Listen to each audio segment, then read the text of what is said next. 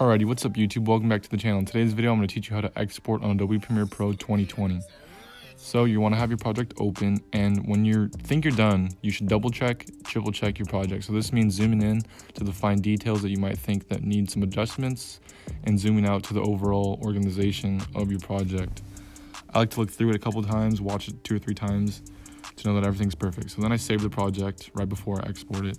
So now I like to go to the end of the project and I like to play the video till the very end so I get a black screen, which tells me that that is the very end of my project. So here I hit O for out, and I have my in and my out points throughout the whole entire project.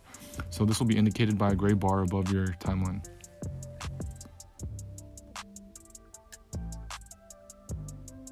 So once I have my in and my out points selected, I go up to File and I go down to Export, and I hit Media and it pops up this window.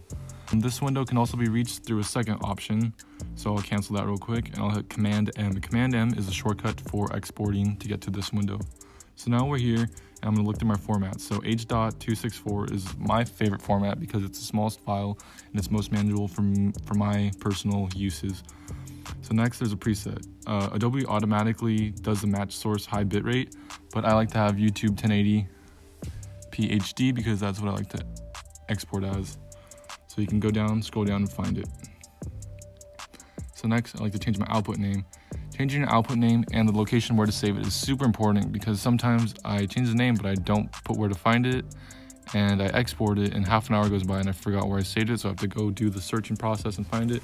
But if you take the time to organize it properly, you'll save yourself some time in the long run. So as you can see down here, estimated file size. When you play with the file formats and the file presets, the file size will change, so it'll get bigger, it'll get smaller. In this case, it got smaller. But yeah, so you can play around with that. Let's say a specific monitor wants to play a video in a different format. That's where you'll be able to change it.